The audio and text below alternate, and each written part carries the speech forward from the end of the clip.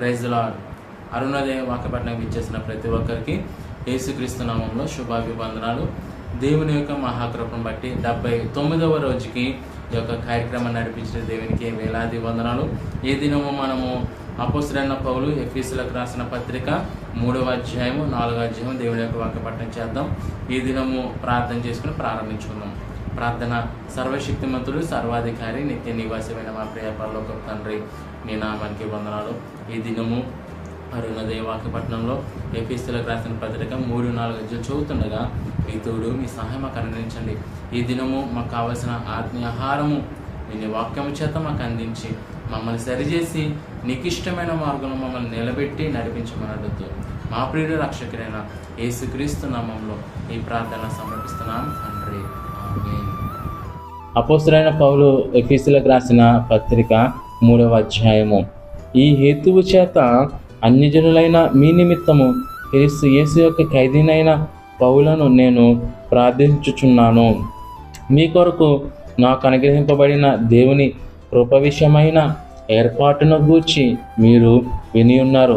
ఎట్లనగా క్రీస్తు మర్మము దేవదర్శనముల వలన నాకు తెలియపరచబడినదను సంగతిని గూర్చి మునుపు సంక్షేపముగా వ్రాసితిని.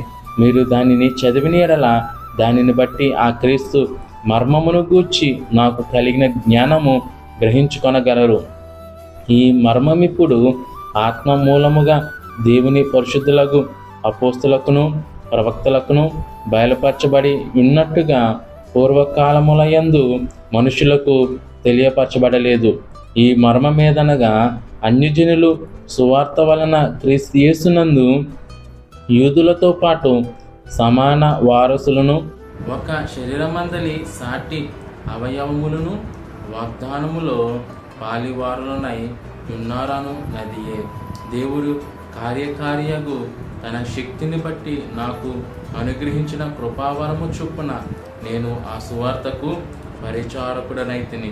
దేవుడు మన ప్రభు అయిన క్రీస్తు యేసునందు చేసిన నిత్య సంకల్పము చొప్పున పరలోకములో ప్రధానులకును అధికారులకును సంఘము ద్వారా తన యొక్క నానా విధమైన జ్ఞానము ఇప్పుడు తెలియబడవలనని ఉద్దేశించి శోధింపశక్యము కాని క్రీస్తు ఐశ్వర్యమును అన్యజనులలో ప్రకటించుటకును సమస్తమును సృష్టించిన దేవుని యందు పూర్వకాలము నుండి మరుగైయున్న ఆ మర్మమును గూర్చిన ఏర్పాటు ఎట్టిదో అందరికీ తేటపరచుటకును పరిశుద్ధులందరిలో అత్యల్పుడనైన నాకు ఈ కృప అనుగ్రహించెను. ఆయన యందలి విశ్వాసము చేత ధైర్యమును నిర్భయమైన ప్రవేశమును ఆయనను బట్టి మనకు కలిగి ఉన్నవి. కాబట్టి మీ నిమిత్తమైన నాకు వచ్చిన శ్రమలను చూచి మీరు అధైర్యపడవద్దని వేడుకొనుచున్నాను. ఇవి మీకు మహిమకరములై ఉన్నవి.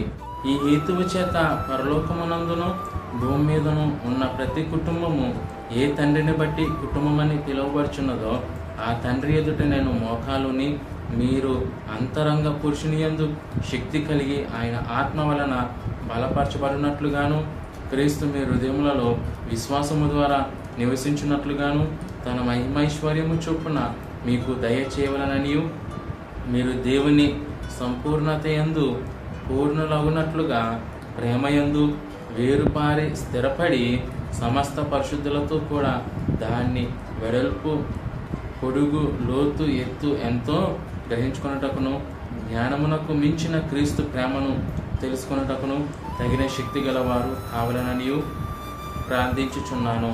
మనలో కార్యసాధకమైన తన శక్తిని చొప్పున మనము అడుగు వాటి అన్నిటికంటేను ఊహించు వాటన్నిటికంటేను అత్యధికముగా చేయ శక్తిగల దేవునికి క్రీస్తు యేసు మూలముగా సంఘంలో తరతరములు సదాకాలము మహిమ కలుగునుగాక, ఆమేన్. 4వ అధ్యాయము. కాబట్టి మీరు సమాధానమును బంధము చేత ఆత్మ కలిగించు ఐక్యమును కాపాడుకొనుట యందు శ్రద్ధ కలిగిన వారై ప్రేమతో ఒకరినొకడు సహించుచు మీరు పిలువబడిన పిలుపునకు తగినట్లుగా దీర్ఘశాంతముతో కూడిన సంపూర్ణ వినయముతోనూ సాత్వికముతోనూ నడుచుకొనవలెనని ప్రభువును బట్టి ఖైదీనైన నేను మిమ్మును బతిమాలుకొనుచున్నాను. శరీరం ఒకటే, ఆత్మయు ఒకటే. ఆ ప్రకారమే మీ పిలుపు విషయమై ఒకటే నిరీక్షణ యందుండుటకు పిలువబడితిరి. ప్రభు ఒకడే, విశ్వాసం ఒకటే, బాప్తిసం ఒకటే. అందరికీ తండ్రి అయిన దేవుడు ఒక్కడే. ఆయన అందరికి పైన ఉన్నవాడై అందరిలోనూ వ్యాపించి అందరిలో ఉన్నాడు. అయితే మనలో ప్రతివానికి క్రీస్తు అనుగ్రహించు వరము యొక్క పరిమాణము చొప్పున కృప ఇయ్యబడెను. అందుచేత ఆయన ఆరోహణమైనప్పుడు చెరను చెరగా పట్టుకొని పోయి మనుషులకు ఈవులను అనుగ్రహించినని చెప్పబడి ఉన్నది. ఆరోహణమైనగా ఆయన భూమి యొక్క క్రింద భాగములకు దిగిననియు అర్థమిచ్చుచున్నది కదా. దిగినవాడు తానే సమస్తమును నింపునట్లుగా ఆకాశ మండలములన్నిటికంటే మరి పైకి ఆరోహణమైన వాడునై ఉన్నాడు. మనమందరము విశ్వాస విషయంలోనూ దేవుని కుమారుని గూర్చిన జ్ఞాన విషయంలోనూ ఏకత్వం పొంది సంపూర్ణ పురుషుల మగు వరకు, అనగా క్రీస్తునకు కలిగిన సంపూర్ణతకు సమానమైన సంపూర్ణత కలవారమగు వరకు ఆయన ఇలాగూ నియమించెను. పరిశుద్ధులు సంపూర్ణలగునట్లు క్రీస్తు శరీరము క్షేమాభివృద్ధి చెందుటకును పరిచర్య ధర్మమును జరిగించుటకును ఆయన కొందరిని అపోస్తలుగాను, కొందరిని ప్రవక్తలుగాను, కొందరిని సువార్తికులుగాను, కొందరిని కాపర్లుగాను, ఉపదేశకులుగాను నియమించెను. అందువలన మనం ఇక మీదట పసిపిల్లలమై ఉండి మనుషుల మయోపాయముల చేత వంచనలతోనూ తప్పు మార్గములకు లాగు కుయుక్తితోనూ గాలికి కొట్టుకొని పోవునట్లు కల్పింపబడిన ప్రతి ఉపదేశమునకు ఇటు అటు కొట్టుకొని పోవచ్చు. అలల చేత ఎగురగొట్టబడిన వారమైనట్టుండక ప్రేమ కలిగి సత్యము చెప్పుచు క్రీస్తు వలె ఉండుటకు మనం అన్ని విషయములలో ఎదుగుదుము. ఆయన శిరసై ఉన్నాడు. ఆయన నుండి సర్వ శరీరము చక్కగా అమర్చబడి తనలోనున్న ప్రతి అవయవము తన పరిమాణము చొప్పున పనిచేయుచుండగా ప్రతి కీలు వలన కలిగిన బలము చేత అతుకబడి ప్రేమయందు తనకు క్షేమాభివృద్ధి కలిగినట్లు శరీరములకు అభివృద్ధి కలగజేసుకొనుచున్నది. కాబట్టి అన్ని జనులు నడుచుకున్నట్లు మీరికి మీదట నడుచుకునవలదని ప్రభునందు సాక్ష్యమిచ్చున్నాను. వారైతే అంధకారమైన మనసు గలవారై తమ హృదయ కాఠిన్యము వలన తమలోనున్న అజ్ఞానము చేత దేవుని వలన కలుగు జీవములో నుండి వేరుపరచబడిన వారై తమ మనస్సునకు కలిగిన వ్యర్థత అనుసరించి నడుచుకొనుచున్నారు. వారు సిగ్గులేని వారయుండి నానా విధమైన అపవిత్రతను అత్యాశతో జరిగించుటకు తమ్మును తామే కామకత్వమునకు అప్పగించుకొనిరి. అయితే మీరు యేసును గూర్చి విని ఆయన యందలి సత్యము ఉన్నట్టుగానే ఆయన యందు ఉపదేశింపబడిన వారయ్యేడల మీరు అలాగూ క్రీస్తును నేర్చుకున్న వారు కారు. కావున మునుపటి ప్రవర్తన విషయంలోనైతే మోసకరమైన దురాశల వలన చెడిపోవు మీ ప్రాచీన స్వభావమును వదులుకొని మీ చిత్త వృత్తియందు నూతనపరచబడిన వారై నీతియు యథార్థమైన భక్తి గలవారై దేవుని పోలికగా సృష్టింపబడిన నవీన స్వభావము ధరించుకునవలెను. మనము ఒకరికొకరము అవయవములై ఉన్నాము గనుక మీరు అబద్ధమాడుట మాని ప్రతివాడును తన పొరుగువానితో సత్యమే మాట్లాడవలెను. కోపపడుడి గాని పాపము చేయకుడి. సూర్యుడు అస్తమించు వరకు మీ కోపము నిలిచి ఉండకూడదు. అపవాదికి చోటీకుడి.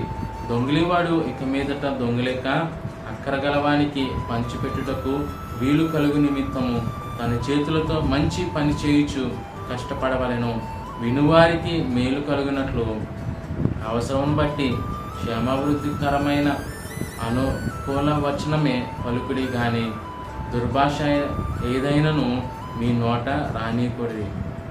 దేవుని పరిశుద్ధాత్మను దుఃఖపరచుకుని విమోచన దినము వరకు ఆయన యందు మీరు ముద్రింపబడి ఉన్నారు.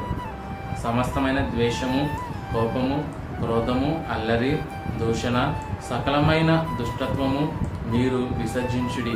ఒకని ఎడల ఒకడు దయ కలిగి కరుణ హృదయులై క్రీస్తునందు దేవుడు మిమ్మును క్షమించిన ప్రకారము మీరును ఒకరినొకరు క్షమించుడి. దేవుడు యొక్క వాక్యమును దీవించి ఆశీర్వదించునుగాక. ఆమేన్. ప్రార్థన చేసుకుని యొక్క కార్యక్రమం మనం ముగించుకుందాం. ప్రార్థన. మమ్మల్ని మిక్కిలిగా ప్రేమించిన మా ప్రియ పరలోకపు తండ్రి, మీ నామానికి వందనాలు. ఈ దినము అరుణోదయ వాక్య పట్టణంలో ఎఫెసీయులకు రాసిన పత్రిక 3-4 చదివిన విధానానికి వందనాలు ప్రభా. ఈ దినము వాక్యము చేత మాతో మీరు మాట్లాడారు, మమ్మల్ని సరిచేశారు. మేము ఎలా జీవించాలో, ఎలా జీవించకూడదో, మేము ఎలా మాట్లాడాలో, ఎలా మాట్లాడకూడదో ప్రభా, ఈ దినము మాతో వాక్యం చేత మాతో మాట్లాడిన విధానానికి వందనాలు చెల్లించుకుంటున్నాం. ఈ దినమంతయు మేము చేస్తున్న ప్రయత్నంలో అన్ని విషయాల్లో మాకు తోడు సహాయం అందించుకున్నాడు.